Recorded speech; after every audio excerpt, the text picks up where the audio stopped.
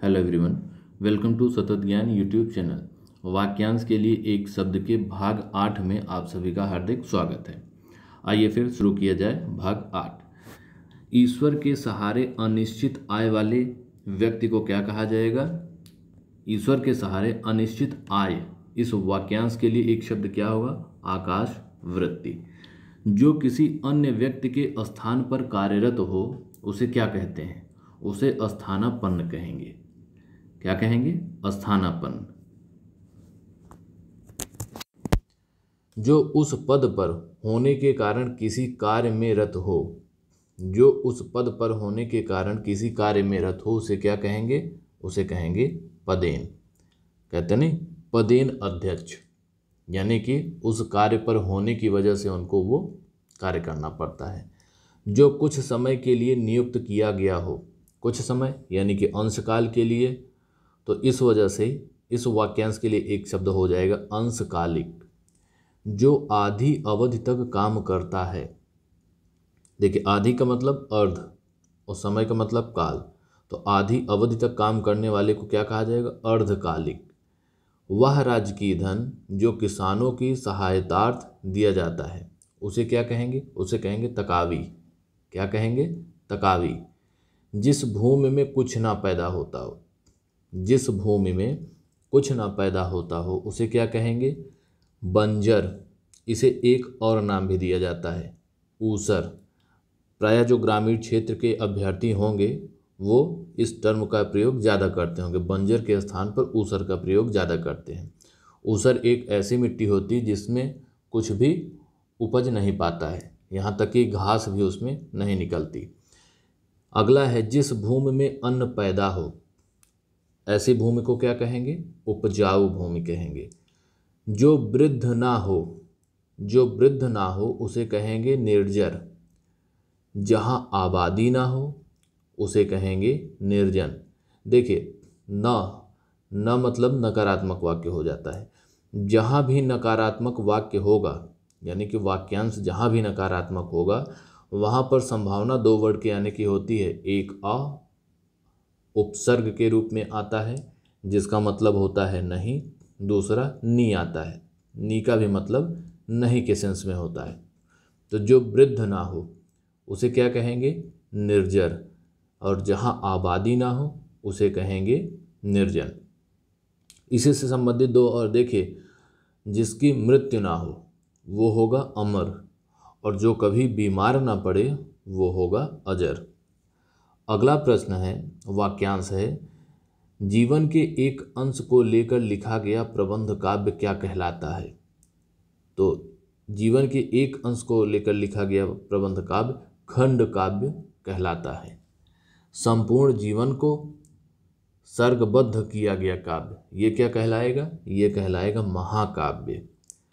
स्वयं के द्वारा लिखित जीवन चरित्र, स्वयं के द्वारा लिखित जीवन चरित्र को क्या कहेंगे?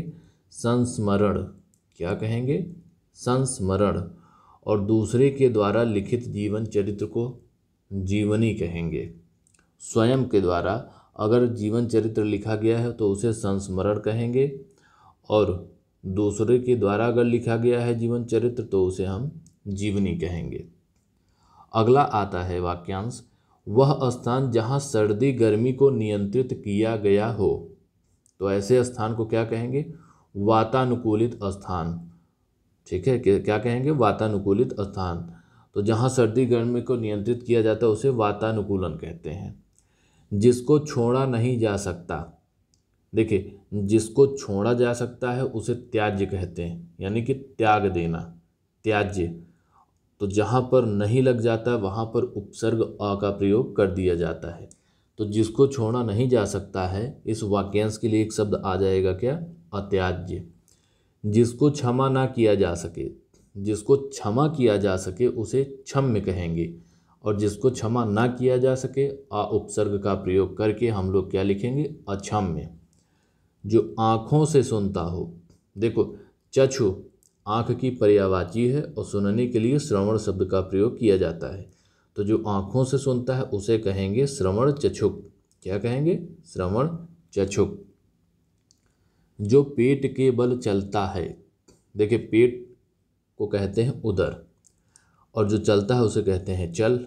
तो जो पेट के बल चलता है उसे कहते हैं उदर चल, और जो छाती के बल गमन करता है उसे क्या कहते हैं उरग।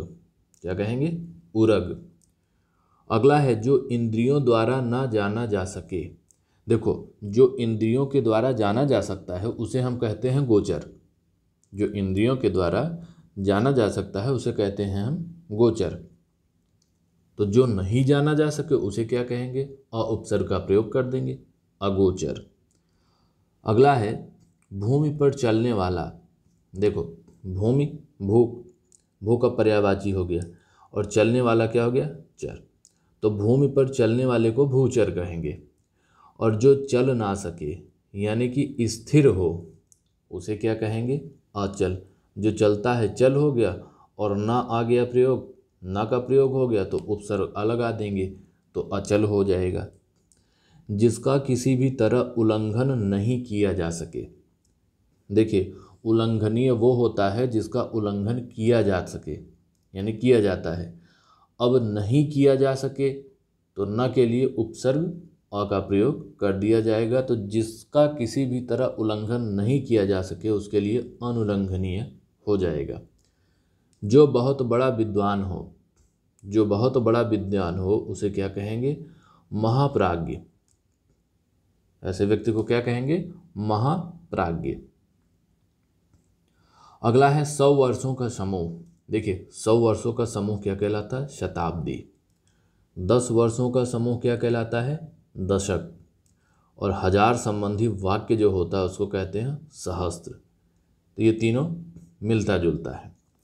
विष्णु का उपासक। देखिए, विष्णु का उपासक वैष्णव होता है, शिव का उपासक शैव होता है। अगला है जो स्त्री कविता रचती है। जो स्त्री कविता रचती है उसे क्या कहेंगे? कवयित्री। देखिए, प्रायः देखेंगे आप क्वेश्चन एक बहुत एग्ज़ाम में ये पूछा जाता है कि कवित्री का शुद्ध फॉर्म क्या होगा, तो वहाँ कवि लिख दिया जाता है, कवयित्री लिख दिया जाता है, छोटी ई की मात्रा की जगह बड़ी ई की मात्रा लगा दिया जाता है। इस प्रकार से कई सारे परिवर्तन रहते हैं। तो आपको यहाँ पर वाक्य तो याद करना ही है, साथ में वर्तनी भी आपको देखनी है कि वर्तनी अशुद्धि नहीं होनी चाहिए। कवयित्री। अगला है पुस्तक की हाथ से लिखी प्रति। हाथ से लिखी प्रति क्या कहलाती है? पांडुलिपि। एक तरह से आप समझ लीजिए कि आप जो देख रहे हैं ये क्या है? हस्तलिखित है। तो ऐसी लिपि को क्या कहेंगे? पांडुलिपि। लोगों की जानकारी के लिए प्रकाशित सूचना। लोगों की जानकारी के लिए प्रकाशित सूचना को कहते हैं विज्ञापन। जितने भी अभ्यर्थी हैं ये वेबसाइट पर जा कर के जब कोई फॉर्म आता है तो देखते हैं तो वहाँ पर एक विज्ञापन पब्लिश किया जाता है, एडवर्टीजमेंट। तो वहाँ पर क्या होता है? लोगों की जानकारी के लिए वो प्रकाशित किया जाता है, उसमें बहुत सारी सूचनाएं होती हैं। जो धरती फोड़कर जन्मता हो, यानी जो धरती फोड़कर जन्म लेता है उसे क्या कहेंगे? उसको कहेंगे उद्भिज। अगला प्रश्न है जिसकी इच्छाएं बहुत ऊंची हैं। जिसकी इच्छाएं बहुत ऊंची हैं ऐसे व्यक्ति को क्या कहेंगे? महत्वाकांक्षी। यानी एक लक्ष्य को निर्धारित कर लिया और उसी को ही प्राप्त करने के लिए दिन रात एक कर दिया। अगला है आकाश को चूमने वाला।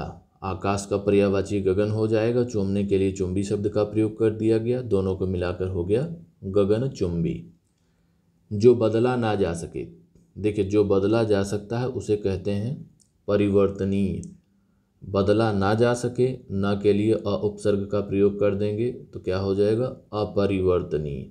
यानी जो बदला ना जा सके उसके लिए हम एक शब्द प्रयोग करेंगे अपरिवर्तनीय। जड़ से लेकर चोटी तक।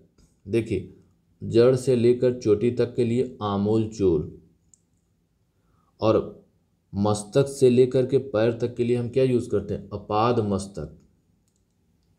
जहाँ सेना रहती हो, जहाँ सेना रहती है उसे क्या कहते हैं? उसे कहेंगे सैन्यावास।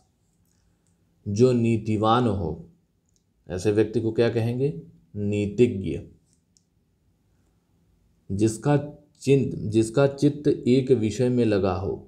देखिए, जिसका चित्त एक विषय में लगा हो तो उसे क्या कहेंगे? उसे कहेंगे एकाग्रचित्त। जो भवन गिर गया हो, प्रायः आप देखे होंगे पुरानी हवेलियाँ जो होती हैं वो गिरी होती हैं तो उनको क्या कहते हैं, देखो खंडहर हो गया। तो जो भवन गिर गया हो जिसमें अब कोई रह ना रहा हो उसे कहते हैं खंडहर। ये तद्भव शब्द है। तत्सम शब्द अगर देखेंगे तो इसका हो जाएगा खंडगृह। अगला है जिसमें उत्साह ना हो। जिसमें उत्साह होता है उसे उत्साही कहते हैं।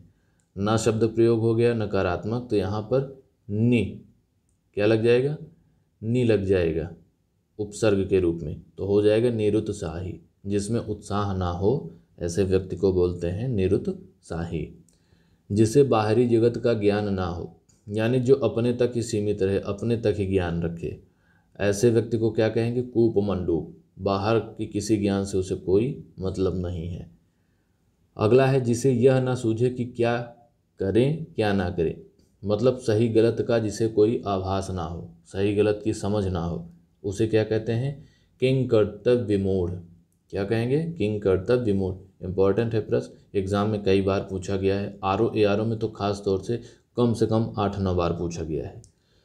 अगला है जिसके सिर पर बाल ना हो। जिसके सिर पर बाल ना हो उसे कहते हैं खलवाट। आजकल जो इतना प्रदूषण फैल गया है इसकी वजह से आप देखेंगे तो ऐसे व्यक्ति बहुत मिल जाएंगे। कष्ट सहकर होने वाला कार्य, जहाँ देखिए कष्ट, कठिनाई ऐसे शब्द प्रयोग होते हैं वहाँ पर उपसर्ग दुर का प्रयोग किया जाता है या फिर दुष् का प्रयोग किया जाता है। तो कष्ट सहकर होने वाला कार्य क्या कहलाएगा, दुष्कर। जिसे भेदा या तोड़ा ना जा सके, जिसे भेदा या तोड़ा ना जा सके उसे क्या कहेंगे, अभेद्य। और जिसे भेदा या तोड़ा जा सकता उसे क्या कहते हैं, भेद्य। भेद्य मतलब होता है कि भेदा जा सके, तोड़ा जा सके, पहुंच बनाई जा सके, ठीक है, सिक्योरिटी को क्या किया जाए, ब्रेक किया जा सके। अगला है श्रम करके जीने वाला। श्रम करके जीने वाले को क्या कहते हैं, श्रमजीवी। और जिसका स्वर्गवास हो गया हो उसको कहते हैं दिवंगत। जब अमूमन आप गांव में रहते हैं तो देखते हैं किसी व्यक्ति की मृत्यु हो जाती है तो एक निमंत्रण पत्र आता है, उसमें लिखा रहता है दिवंगत आत्मा की शांति के लिए आने के लिए उसमें निमंत्रण रहता है।